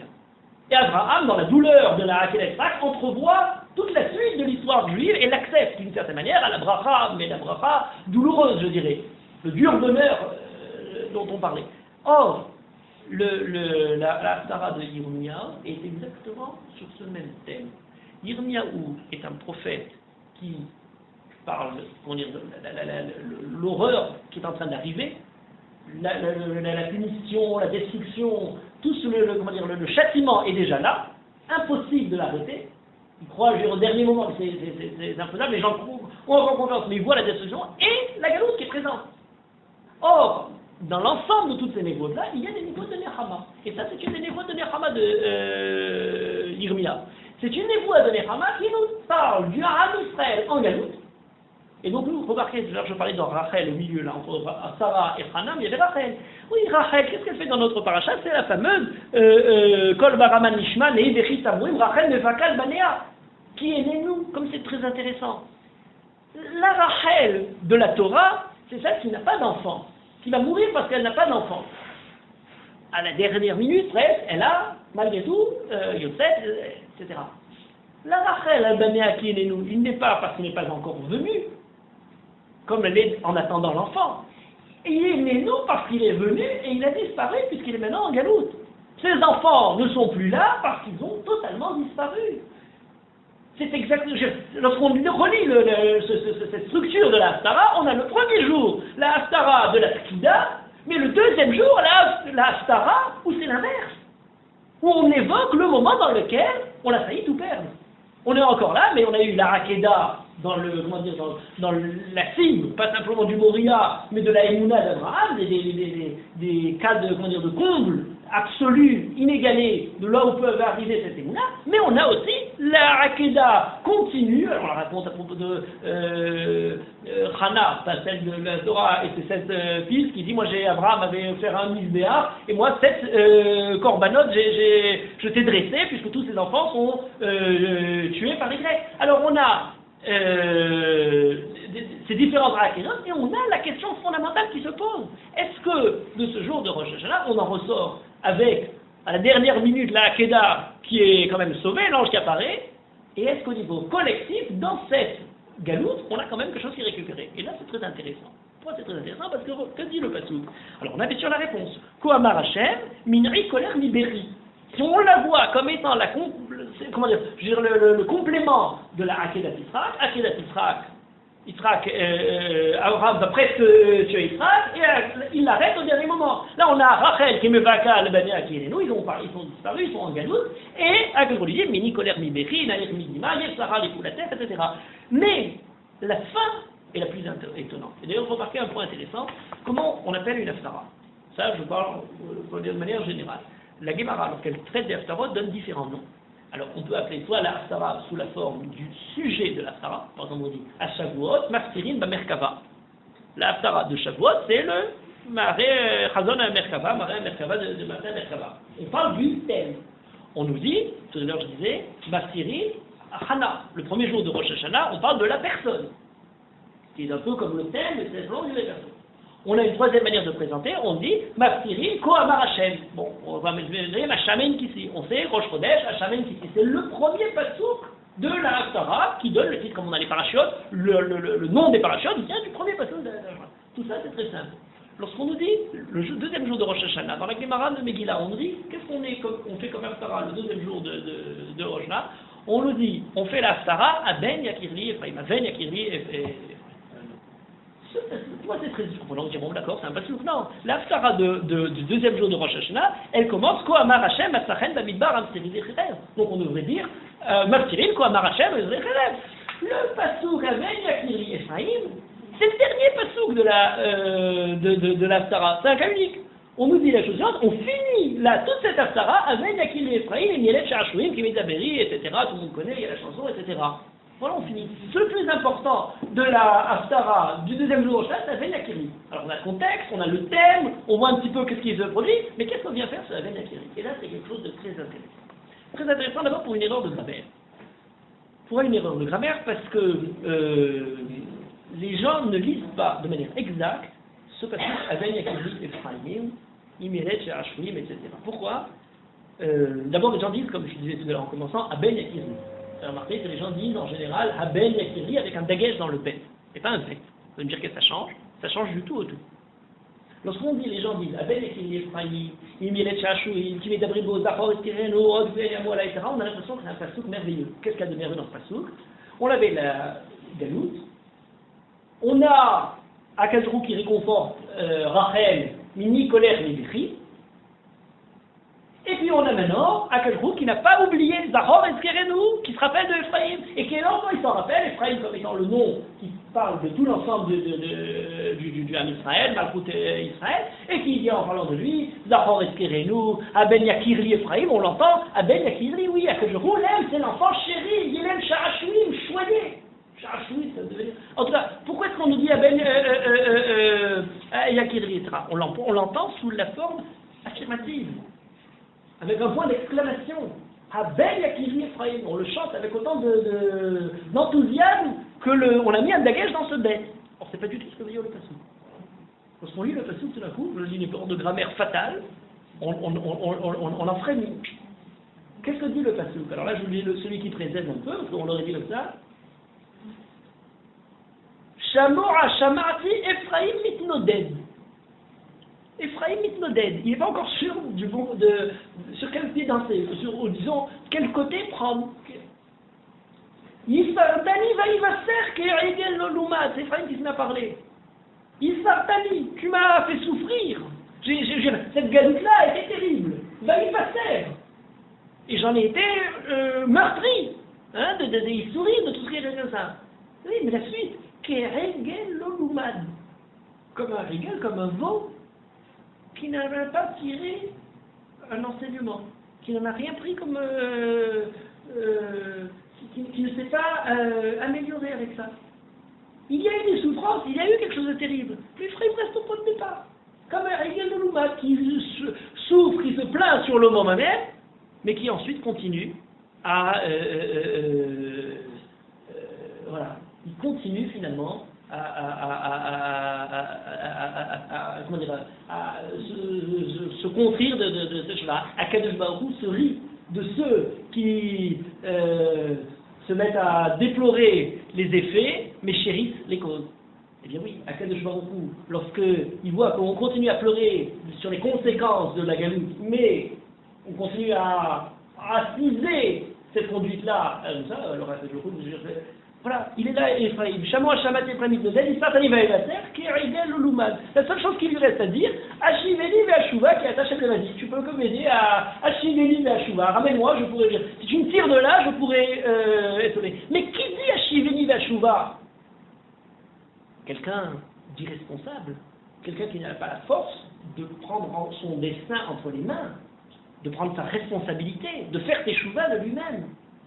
Et que lui répond Akadosh Baruch Hu? La différence entre un dagesh dans le bête ou non, c'est la différence entre He à She'ela ou He à Yedira. Haben Yakirli Ephraim, le fils, chéri c'est Ephraim, Yemired Sha'ashuim, mon fils choyé. Ça c'est comme les gens comprennent. Mais sous forme, avec un V, il n'y a pas de dagesh dans le bête, c'est sous forme interrogative. Haben Yakirli Ephraim, Yemired Sha'ashuim. Qui c'est ça Ephraim? C'est un petit enfant. C'est un enfant qui fait des caprices et qui est là en train de dire maintenant, amène-moi, d'accord, tu m'as beaucoup frappé, maintenant c'est le moment de se donner. Alors il y a différentes manières de le lire. Le Malbim donne toutes les différentes options de cette lecture.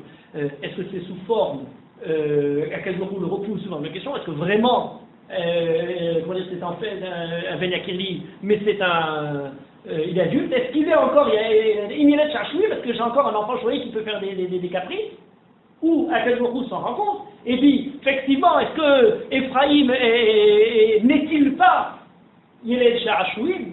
Pour moi, un enfant dans lequel on accepte même ses faiblesses, même ses caprices, la fin du passage est la réponse. Alors, c'est quand même, on reste quand même sur une bonne note. Hein. Au jour de Rosh Hashanah, ne croyez pas, on ne va pas finir sur Aben Yakiri. Mais en tout cas, Aben Yakiri Ephraïm Yeled Sha'ashuim, c'est interrogatif. Et là que je vous dis, même si je vous dis est-ce que c'est encore un enfant, ça, il est déjà grandi, il n'est pas adolescent, il est adulte, il est déjà, vous savez, jusqu'à quel âge l'enfance s'étire, on est à une époque où l'enfance devient de plus en plus comme ça. Jusqu'à quel âge on continue à avoir le côté indulgent qu'on peut avoir vis-à-vis de... Alors on me dit avec Ephraim, il dit qu'il met des abribos, d'Achor Eskerelo, d'Alken, Hamou, Me'araïlo, Rachem, Arachamenu, Neumachem. Alors ça c'est merveilleux. Pourquoi c'est merveilleux? Parce que là, Sarah, par quoi elle se termine? Peut-être que c'est un grand gaillard, il continue à faire ses mais le père, qui est celui qui parle ici, continue de le prendre pour son petit chéri, Yeled Sha'ashuim. Mais cette réponse-là, oui, non, c'est pas un enfant, il n'est pas Yeled Sha'ashuim, il n'a plus l'âge Mais pourtant, quand je commence à lui parler, je fonds. Et quand je commence à lui parler, tout d'un coup, Rachem Achamenu, le mot Rachem est fabuleux. Pour quelle raison Rachem Achamenu? Et là, c'est pour conclure tout notre... C'est comme ça, c'est le Rechem. Et pourquoi c'est très intéressant le Rechem? Parce que c'est l'histoire dont on a commencé, le début. Bachem Pakad et Sarah. C'est quelqu'un qui est, tout à l'heure je disais, Hana, et si Hadarim ça fait malade, pourquoi j'ai ce Rechem, si c'est pas pour... et bien quand je vois, il a aussi Rechem. On passe toute notre prière, toutes les Yamim Noraïm, Rachem, Arachum, toutes les formes possibles de Rechem, Arachman, enfin, Rachamana, etc. Toute notre prière sont faites sur le Rechem. Ah oui, mais quand on dit ce Rechem, on a une bonne intention, on a une kavana extraordinaire de se dire, il s'agit véritablement du Rechem dans ce côté de l'attente de l'enfant qui va naître, de la douleur, des difficultés d'une période qui va donner la vie, mais qui n'est pas facile pour autant, et d'une attache tellement solide que malgré tout ce qui peut se dérouler dans les suites de la vie, c'est quand même celui qu'on a porté, ou qu'Akadosh Baruch Hu a porté. Akadosh Baruch Hu est le Rahman dans le sens qu'Akadosh Baruch Hu nous a porté. Et donc même si cet enfant-là, il est peut-être plus, il est Tcharachouin, Ben Yakir, etc., il est déjà beaucoup plus vrai, mais malgré tout, Rachem Arachamelu. Quand je l'entends, je commence malgré tout mes prières. Alors on était au point, Abraham est là sur le Misbéach, Aram Moria, il lève le couteau, mais à Kadosh Baruch Hu, à ce moment-là, il y a le plan où il y a ce que c'est, et il y a le moment où Kadosh Baruch Hu, finalement, avec toute l'histoire. Il y a la galoute, il y a la punition, on ne perd pas pour autant, n'oublie pas un point important, parce que si on était des modernes, on nous dirait ce passage-là en nous disant que finalement l'enfant est au centre de tout notre monde, on n'a plus de notion, ni de rigueur, ni de limite, ni d'autre chose, puisque c'est le fin mot de l'histoire et on s'arrête à ce niveau-là. Bien entendu, on a tout ça pour faire passer un message hautement exigeant dans les difficultés, les actes même, Hachivenu et la Chouva, on sait qu'il faut faire des Chouva, on sait toutes les difficultés, et Ephraïm lorsqu'il vient pleurer, Ispartali va se taire. On est conscient de ce que ça exige et le prix qu'on paye pour ne pas être à la hauteur. On est conscient, c'est toutes l'époque des sirot et de prière, il y a Mim Noraïm, c'est la Timet Teshuva, oui, c'est pas pour les gens, mais malgré tout, avec tout ça, on a quand même une petite partie dans toute notre... On garde les limites, on garde les mises, on garde toutes les choses, on sait qu'Akadosh Baruch Hu, c'est pas Vatran, c'est pas qui va être comme ça, mais il y a quand même une certaine assurance du Rachom qui vient, voilà, toutes les deux haftarot de Rosh Hashanah sont deux haftarot qui nous présentent, je dirais presque, pas le drame, mais disons, toute l'aventure de Hachem Pakad et Sarah. Alors c'est pas du tout l'histoire de la naissance du maire qui simplement attend un enfant, c'est quelque chose d'une certaine manière, on ne dit plus que ça. Tout l'ensemble, tout le monde. Alors quand on dit maintenant Ayom Haratolam, alors on comprend quelque chose d'autre, Ayom Haratolam. Haratolam, effectivement, Akadosh Baruch Hu et Keviachol, parce que c'est des images pour parler. Et c'est un Keviachol en gestation du monde. Il est Hara et Haré en Erayon du monde qui va naître. Et donc à chaque année, on se pose la question, est-ce que ce Haratolam, est-ce que finalement, qu'est-ce qui est sorti de cet enfant-là? Est-ce qu'il y a encore Yéné de Charachouim? Est-ce qu'Akadosh Baruch Hu continue, etc. Je rajouterai un dernier point pour conclure tout ça. C'est un autre personnage, très très surprenant, qui a réussi à s'infiltrer dans nos prières le jour de Rosh Hashanah, et on se demande parfois qu'est-ce qu'elle fait là. Alors bien sûr on connaît Sarah, Rachel, Hana, toutes les Imaot, etc. On nous met forcément, je disais tout à l'heure, déjà Ishmaël, on commence à se demander qu'est-ce qu'il fait là. Et alors on a un autre personnage très très problématique, c'est qu'on nous disait pourquoi on fait sans sonnerie du chauffard pour se rappeler de la mère de Sisera qui a poussé sans gémissement quand Sisera est mort. Alors Sisera, dans les grands méchants de l'histoire, il est dans une bonne place, et sa mère, on n'a pas une sympathie particulière pour la mère de Sisera, et nous on va sonner sans dieu de chauffard pour les pleurs. Ben, David Ameller disait que pleure Ashkelon, etc., que pleurent tous ceux qui l'ont voulu que Dieu m'allait Israël. Qu'est-ce qu'elle vient faire là, cette Madame Sisera est totalement déplacée. Non grata. C'est pas du tout le personnage qui dirait. Non seulement elle est présente, c'est même pas dans une haftara, au passage, on pourrait dire, on a pris Ishmaël parce qu'on avait voulu garder le début, il frappe le Soukim, et il a rachat au Ishreno, mais pour bon voisinage, on a gardé cette Soukim. Non, on fait des kiosques pour rappeler les sens sonneries de Madame. Alors quand même, donc, il y a de l'abus. Alors non. Alors qu'est-ce qu'il y a derrière? Il y a une explication très intéressante d'ailleurs. Le Rav Soloveitchik donne une explication très bien. Il dit pourquoi est-ce qu'on évoque toute cette histoire-là. Sisera est un personnage très important. Mais le roi de Canaan, c'est Yabin. Sisera est le chef d'état-major. C'est quelqu'un qui n'a jamais connu de défaite. C'est quelqu'un qui est parti au combat et qui a gagné toutes ses batailles. Qui a l'assurance de, la certitude, et c'est pas quelques gringalés petits juifs qui vont venir le remettre en question, de gagner toutes les batailles. Il a un orgueil, qu'on connaît bien chez ce genre de personnage. On en a connu dans l'histoire malheureusement plusieurs comme ça, de fait d'être invincible ou de se croire invincible. Et le pleur de la mère de Sisera, c'est le pleur du moment où on accepte l'idée que finalement il y a quelque chose qui a dû se passer. Au début, elle se dit partage le butin, il devait y avoir des prisonnières qui ont dû se lier, etc. La nuit n'est pas tombée, etc. Mais au fur et à mesure où elle attend devant sa fenêtre, elle pleure, elle voit ça, elle se rend compte que c'est pas tellement sûr. Au début, elle était sûre, et voilà. Le passage, l'explication de la Soloveitchik, le passage de cette assurance crâne qui se trouve là dans la certitude de tout et qui finalement se renverse dans la la déconfiture, c'est plus que ça, c'est une défaite militaire et c'est pour elle la mort de son fils. C'est un sentiment important lorsqu'on s'approche d'Akadosh Baruch Hu. On ne peut pas approcher Akadosh Baruch Hu avec l'affaire est dans le sac. On est sûr, on avance, on connaît. Non, il faut avoir ce sentiment de fragilité. Voilà, d'accord. Mais pourquoi quand même, je viens l'idée très intéressante, mais quand même pourquoi cette femme-là? Alors, il y a un passage qui est très intéressant. Cette idée est ramenée par un des Rishonim, qui a écrit, qui s'appelle Sefer Amanik, Rabbi Avraham Bar Natan de Lunel, au XIIe siècle en Provence, et qui a, dans son livre Sefer Amanik, explique beaucoup de minagim. Mais dans l'interprétation de Sisera, il ramène un passouk de Yesharia, où l'interprétation du passouk est la suivante. C'est un élément intéressant qu'on ne connaît pas. Il dit il n'y a pas 100 sons de la mère, parce qu'on dit, bon, elle a pleuré 100 sanglots, hein, c'est ça l'idée des 100 sanglots. Il n'y a pas 100 sanglots au moment de la mort du fils de Sisera. Il y a au moment où une femme met au monde un enfant, elle pousse 100 gémissements, et au 100e, l'enfant naît. C'est un élément totalement nouveau. On ne le connaissait pas. Je veux dire, je pense pas que même pour gérer le cheval, les gens n'ont pas est-ce que quelqu'un a la présence d'esprit je ne crois pas, mais en tout cas, peu importe, vous allez voir que ce sang n'est pas lié avec le...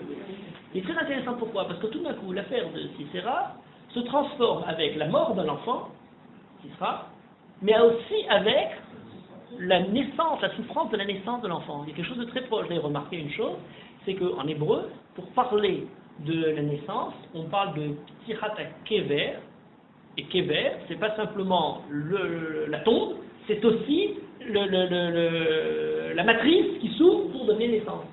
Alors il n'est pas mort. Je rappellerai peut-être un autre élément important, je l'avais évoqué à propos de Hayom Harat Olam, puisqu'on était dans Yirmiyahu, et là je disais une note d'optimisme, on finit l'Haftara sur une note d'optimisme, une note de pessimisme absolu. Je crois qu'on n'a pas fait mieux là-dessus. C'est Yirmiyahu Perek Kaf, qui nous a donné une expression. Vous savez, quand on dit, tout le monde chante, après dans le Moussa, quand on chante, on sonne le chauffard, on chante Hayom Harat Olam, Hayom Yamid de Mishpat. Faire ça avec plus ou moins de ferveur et avec des chansons plus ou moins gaies ou autres.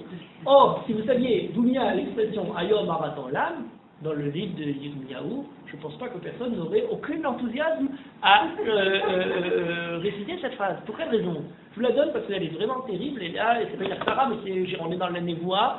On a parlé de Yirmiyahu qui nous rassurait, qui nous confortait avec Minari Koler Mi Bechi, hein. Yirmiyahu sait aussi faire des névoies comme ça, mais là, c'est le comble. Le comble, je dirais plus, on a Yod, qui est, je veux dire, là, pour le registre des espoirs, on sait où se tourner. Là, on a un comble, je dirais presque dans le Tanakh, mais presque dans la littérature universelle. Qu'est-ce qu'il nous dit? Écoutez bien. Arur Hayom, Asher Yulad Tibo. Ça, Yov. Encore, ça reste dans le registre de Yov. Donc il maudit le jour où il est né. Yom Asher Yaladtani Imi Al Yehi Baruch. Répétition pour donner encore plus de poids sur la chose. Le jour où ma mère m'a mis au monde, il y a la mère qui rentre dans l'image. Al Yehi Baruch. Mais on ne s'arrête pas sur la journée, c'est un problème personnel entre moi et... non. Arur Aish Asher Bissar et Avil est mort. Yulad Lecha Ben Zachar. Celui qui est parti annoncer à mon père, il n'aurait pas dû y aller. Et il soit maudit. Qu'est-ce qu'il a fait le malheureux? Il a fait quelque chose de grave. Qu'est-ce qu'il aurait dû faire? Alors je le dis. Asher Bissar et Avil Yulad Lecha Ben Zachar. Sa mère Simachayut, il a dit à mon père, tu as eu un enfant, un garçon, réjouis-toi, je vais le réjouir. Ve'aya Haïshaou, donc il est maudit. Ke'arim Asher Afar Hashem, Velo Nicham. Qui soit maudit comme les villes, comme Sodome et Amora. Qu'est-ce qu'il aurait dû faire, celui qui annonce, hein, je ne sais pas qui... Asher, Lomotetani Merahem, tu aurais dû, au lieu d'aller l'annoncer, Motetani, me tuer, Bar Merahem, dans le ventre de ma mère. Vatehili Imi Kivri, alors voilà le Kivri de tout à l'heure, donc ma mère aurait été ma tombe, Verachma, et sa matrice, Harat Olam, enceinte, Olam dans le sens de l'éternité, pour l'éternité. Chose d'effrayant. Je dis, on est dans un comble du désespoir. Lamazé Merechem Yatsati, pourquoi suis-je né? Je serai Rechem, Lirot, Amal, Veagom, Veiflou, Beboshet, Yaman, pour voir l'horreur du monde, pour voir les souffrances, pour voir Amal, Veagom, etc. Irmiaou est dans un état. Comment dire, c'est pas dépressif là, on a dépassé tous les comme ça. L'horreur absolue. Et l'idée de Harayom Haratolam, c'est une matrice qui est éternellement avec l'enfant en gestion parce l'enfant n'est pas né. C'est un enfant, il n'est même pas mort-né. Il reste dans un kéver, quelque chose d'effrayant. Et toutes les années, quand on arrive à Moussaf de Rosh Hashanah, on sonne le Shovar, Hayom, Marat Olam. Le Païtan a fait quelque chose d'incroyable. Le Païtan a fait, comment dire, une transformation, un renversement total. Il a transformé le désespoir absolu en un nouvel espoir. Quel est le nouvel espoir? Et quelle est la lecture qu'on a lorsqu'on dit Hayom, Marat Olam? Alors d'abord, c'est pas la naissance. Donc je reprends toujours l'idée, parce qu'on est toujours dans le thème de l'enfant de mort. Hayom, Marat Olam. Le désespoir, dans son apothéose, c'est celui de Yirmiyahu, le côté le plus effrayant. Mais le désespoir personnel, c'est je dirais pas le désespoir, la déception est continue. À partir du moment où quelque chose qui est un projet, qui est en gestation, commence à se prendre forme, commence à prendre consistance, eh bien, il y a un phénomène presque nécessaire, c'est qu'il ne correspond pas parfaitement à l'idée que j'avais en tête. De l'idée à la formulation, à l'écriture, à la mise en acte, eh bien, il y a toujours une certaine... Le Rav Kook dit, c'est le fondement de la teshuva. Faire teshuva, c'est rapprocher le résultat, l'action de ce qui était son intention première. Elle était très pure. Mais dès que, pour dire une idée, je la sens parfaitement, mais j'ai besoin d'employer 3 phrases parce que je sens que celle-là n'est pas exactement ce qu'il fallait dire. Alors il faut le répéter d'une autre manière. Et à chaque fois répéter, dit Rav Kook, c'est faire teshuva de la première formulation, qui était déjà une manière qui se perdait par rapport à la pureté de l'idée. Lorsque l'enfant va naître, pour les parents, il y a tous les... alors les gens savent encore si c'est un garçon ou une fille, mais lorsqu'on ne savait pas gérer, tous les potentiels d'enfants sont encore présents. Alors il pouvait avoir telle ou telle espérance par rapport garçon-fille, mais ils avaient d'autres espérances beaucoup plus grandes. Les parents ont des projets qui sont, qu'on dit Hachamaï et Magboul, hein. Il n'y a aucune limite. Et première grande déception, c'est au moment où l'enfant arrive. Déjà, 50%, c'était pas comme ça. Et puis ensuite, de jour en jour, que des déceptions, que d'éloignement de tout ce projet qu'on avait, de tout ce qu'on avait pu fantasmer sur cet enfant. Tous ces choix ne sont jamais ceux qu'on avait pu prévoir pour lui, mais que c'est triste. Or, on nous dit, une fois par an, alors on est arrivé à dire bien, une fois par an, à Yom Haratolam, l'homme reprend sa personne sur le projet de départ et se dit, est-ce qu'on peut redevenir dans la situation du Héraïon et se repenser avec le rêve, je ne vais pas dire des pères fondateurs, mais de ceux qui avaient voulu créer cet enfant. Est-ce qu'on peut se revoir sans tirer derrière nous toute l'année, toute la vie, tout ce qui nous a précédé, et dire maintenant on va rêver à nouveau, on va penser à nouveau à Yom Harat Olam. Voilà un nouveau monde qui peut être l'antithèse de la déception de Yirmiyahu. Le Païtan, qui a écrit, qui est anonyme d'ailleurs, qui a écrit cette prière, a transformé le Harat Olam de l'annihilation totale à quelque chose qui nous remet dans le projet. Or, qu'est-ce qui se passe dans la naissance? Alors, je reviens sur la femme, la mère la mère de Sisera. La mère de Sisera, alors on nous présente avec deux projets. Voilà, il y a Sisera, le pervers, et ce Sisera, elle le pleure avec 100 cris, et la mère qui met au monde un enfant, d'après ce chiffre, j'allais dire mythique, pousse aussi 100 cris. Dernier point important pour Sisera, c'est quelque chose d'assez étonnant. Le Talmud nous dit Mi bnei banav chez Sisera, lamdu Torah b'Yerushalayim. On dit d'ailleurs que dans la nuit en question, avec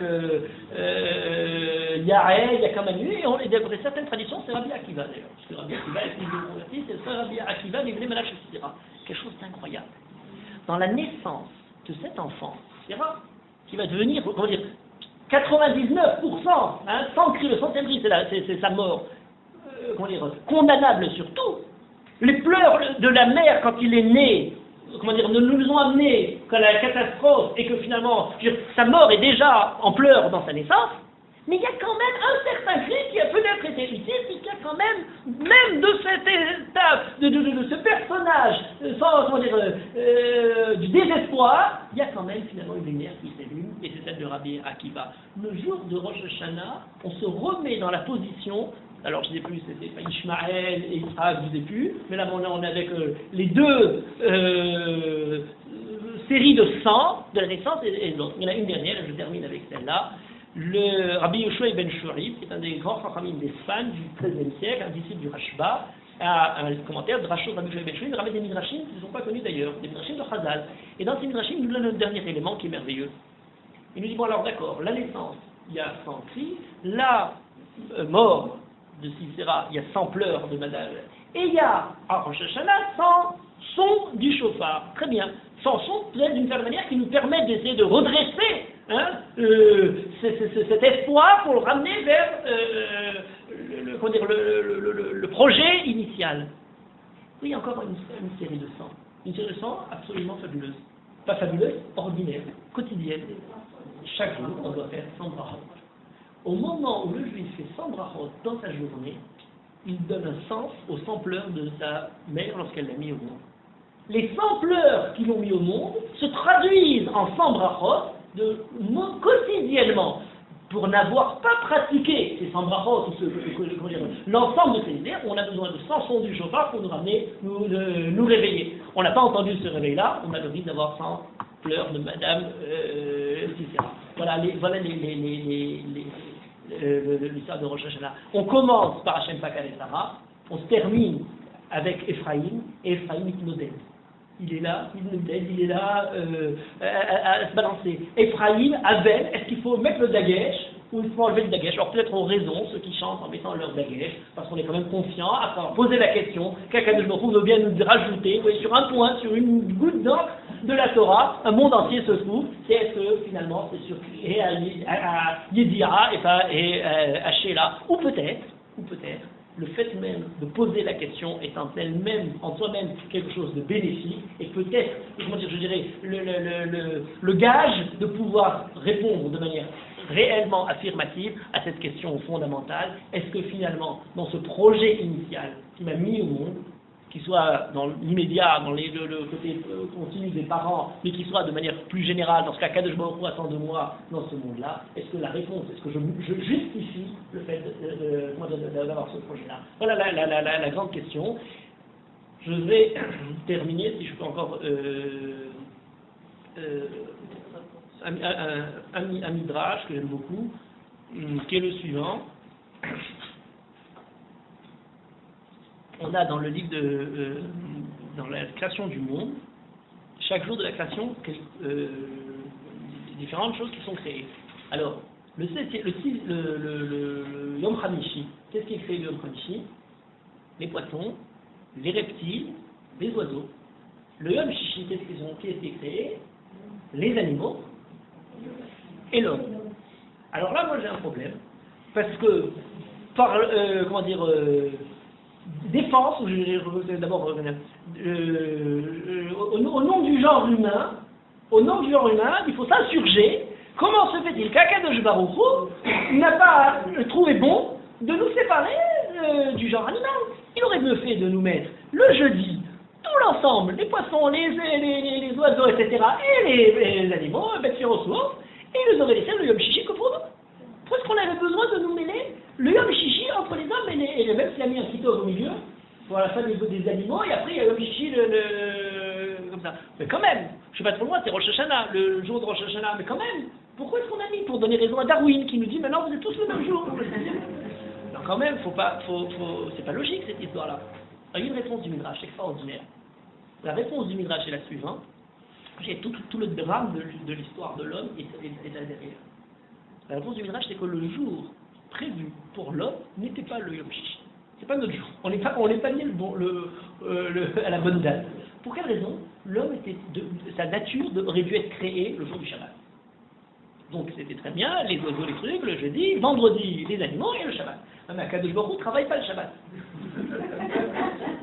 Alors si Akadosh Baruch Hu ne travaille pas le Shabbat, et bien au bureau il faut les gens, le machal, bien sûr on est dans le machal, parce que genre on fait les dossiers avant de partir, avant le Shabbat, vite, les différentes, on boucle ce qui devait être travail du Shabbat pour représenter ça. Donc Akadosh Baruch Hu il a bouclé l'homme le vendredi, et puis c'est fini, c'est le Shabbat. Ah ouais. Vous allez voir, c'est ça la question. C'est l'homme qui répond. Alors la question est la suivante. C'est dramatique. C'est dramatique parce que pour ne pas faire le Shabbat, on s'est retrouvé avec, en mauvais compagnonnage. Qu'est-ce qu'on fait là-bas, le MJJ? Alors la réponse est la suivante. Oui, Akadosh Baruch Hu n'a pas créé l'homme le Shabbat parce qu'Akadosh Baruch Hu ne voulait pas que l'homme soit né avec, de façon innée, la nature de la Kedusha, je dirais angélique. Les Malaché Hacharem, Malaché Shalom, pour le Shabbat, on a entouré de ça. Malkat Shabbat. Oui, ça aurait été trop simple. Un monde dans lequel on est né, etc., le Chol, et puis on passe à l'homme, et l'homme, on est dans le Kodesh. Le monde est face. C'est Yimot HaMashiach. D'ailleurs, d'après une explication du Midrash, le Het Hadara, si Adam n'avait pas mangé le Het Hadara Yom Shishi, il attendait encore quelques heures, et c'était le repas de Shabbat. Et il aurait mangé ça tranquillement, et l'histoire était finie. On avait fait le tikkun absolu. Mais il a mangé trop tôt, et du coup, on est dans toute cette histoire. Alors, il y a un grand problème, et ça, c'est le drame de l'histoire de l'homme. Akadosh Baruch Hu a créé l'homme le vendredi en le rapprochant d'une certaine manière de l'animal pour qu'il obtienne par son effort, par son valeur morale, par son mérite, le fait de se rapprocher de l'ange. Et la grande question qui peut se poser, alors on dirait 5770 ans après la création de l'homme, est-ce que l'histoire a prouvé que l'homme arrive à se détacher de l'animal pour se rapprocher de l'ange? La question est très, dangereuse et problématique. Jusqu'à ce jour, on ne peut pas dire avec certitude, en tout cas pour tout le monde, disons, il reste encore, disons très modérément, que l'homme a justifié le fait de pouvoir se rapprocher de l'ange. Est-ce que parfois, de manière surprenante, il n'est pas des fois un peu avec la tentation de ces, voisins de création, un peu tiré vers l'animal? Cette question-là est une question tragique. Toute l'animalité de l'histoire, toute la cruauté de l'histoire est posée dans ce décalage du Yom Shishi. Akadosh Baruch Hu n'a pas voulu un monde aussi simple pour que nous puissions, par notre mérite, nous rapprocher du Yom Shabbat. La grande question, et c'est ça le Herayon, Ayom Harat Olam, c'est que chaque année on se dit, on n'est peut-être pas assez rapproché de l'ange, on se pose la question, peut-être l'année qui vient nous permettra d'être un peu moins proche de la bête que nous n'étions jusqu'à présent, un peu plus proche de l'ange. C'est une question difficile, vous êtes bâclé, je ne sais pas. Est-ce qu'on justifiera la confiance qu'on a, ou qu'Akadosh Baruch Hu a en nous? Il a dit Tov, après il a dit Tov Meod, après avoir créé l'homme. D'une certaine manière, c'est cette question-là. Le Herayon qui en ressort, est-ce qu'on va finalement... Qu'est-ce qui va sortir finalement de tout ce Herayon? Quelle sorte de créature? Voilà la question qui reste posée et on restera sur cette question.